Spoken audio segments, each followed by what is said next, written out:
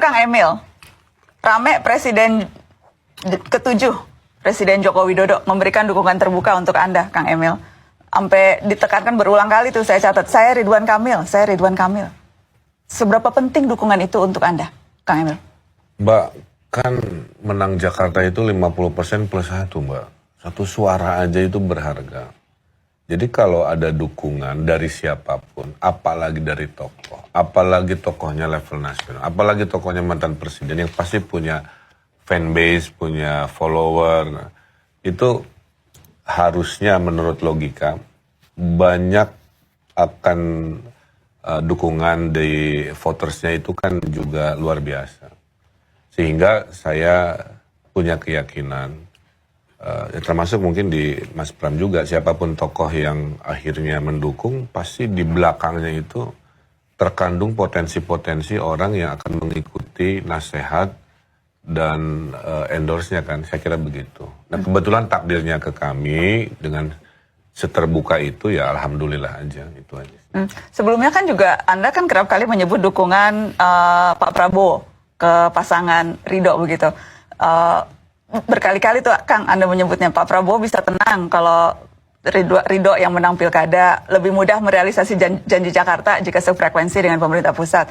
Nah, yang aku mau tanya Kang, yang agak ramai itu waktu kampanye di Muara Angke di 13 November. Kang Emil bilang kalau gubernurnya satu koalisi dengan presiden, bantuannya kan bisa double. Betul. Satu bantuan dari gubernur, satu bantuan dari presiden. Nah, tapi kemudian terus orang bertanya-tanya, apa itu artinya kalau nggak satu koalisi presidennya akan pilih kasih gitu? Kalau bukan Kang Emil, jadi bantuan presiden nggak akan nyampe, harus. Jadi diterjemahkannya jadi seperti itu. Apa maksud Anda bilang itu, Kang? Saya buka realitanya, Mbak. Saya pernah diskusi dengan birokrasi Jakarta zaman Pak Anies. Kita ini ngomongin politik, mohon maaf ya. Di mana frekuensi hubungannya kan kita paham sendiri ya. Apa naik turun lah kira-kira begitu. Pak, katanya, 5 tahun terakhir itu APBN, dana transfer daerah, ke Jakarta itu kecil sekali dibanding provinsi-provinsi lain. Itulah contoh bahwa kalau presiden dengan gubernurnya tanda kutip frekuensinya sama, apalagi satu koalisi karena berarti kan sering berkomunikasi, satu visi dan lain sebagainya, maka yang diuntungkan kan warga. Ibarat nih Mbak, saya ada program kekumuhan. Ketika APBD hanya sanggup 10, dengan cepat saya memohon ada tambahan karena kekurangan, dalam imajinasi saya kan pasti kecepatan itu dilakukan dalam proses-proses politiknya. Suka tidak suka, itu terjadi dalam realita politik kan, yang diuntungkan siapa? Warga. Jadi poinnya adalah, saya dalam 4 mata dengan Pak Prabowo, bahasanya itu begitu, Kang Emil. Nah nanti ya kalau jadi gubernur beresin kekumuhan ya, kasih social housing nih istilahnya Pak Prabowo itu. Nah ini kalimat berikutnya, kalau kurang-kurang nanti saya tambahin itu. Menurut Anda kalau gubernurnya bukan Anda, kalau kurang-kurang Pak Prabowo tidak mau nambahin? Nah saya kan kembalikan tadi kepada faktor. Saya yakin Mas Pram ini kan orang pengalaman ya, cuman kejadian 5 tahun terakhir siapa yang dirugikan? Warga Jakarta Mbak.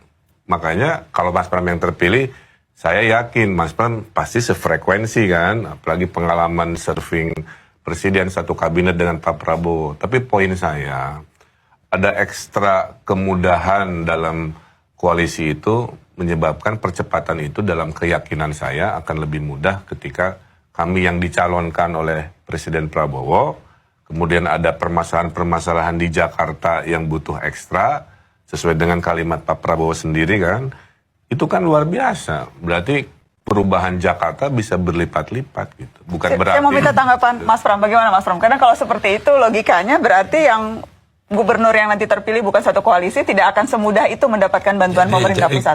Jadi gubernur di Jakarta ini setelah era reformasi pemilihan langsung, antara gubernur dengan pemerintahnya itu nggak pernah koalisi dengan koalisi, nggak pernah. Ketika Pak Jokowi dengan Pak SBY, ketika Pak Anies dengan Pak Jokowi, dan ini kan kita nggak tahu. Menurut saya dalam undang-undang telah diatur bahwa yang namanya pemerintah pusat dengan pemerintah provinsi ataupun wali kota itu ada 152 kata. Yang namanya gubernur itu harus taat patuh kepada pemerintah pusat. Undang-undangnya mengatur itu. Sehingga dengan demikian saya merasa apalagi dalam persoalan anggaran ini bukan presiden yang memutuskan, adalah keputusan bersama antara Menteri Keuangan dengan Badan Anggaran di DPR. Dan ini sangat transparan dan terbuka. Jadi dana alokasi umum, dana alokasi khusus, apalagi Jakarta ini, yang namanya Jakarta ini anggarannya mandiri. 91 triliun APBD kita tahun depan itu mandiri. Hampir 52 triliun dari sendiri, kemudian yang lain-lain pembagian dari pajak, dividen, kemudian restitusi dan sebagainya. Sehingga kalau misalnya saya dan Bang Dul mendapatkan amanah ini jadi gubernur, saya nggak khawatir sama sekali. Karena bagaimanapun dengan pengalaman panjang saya yakin saya bisa apa yang dikhawatirkan oleh Kang Emil tadi dengan gampang saya akan lakukan.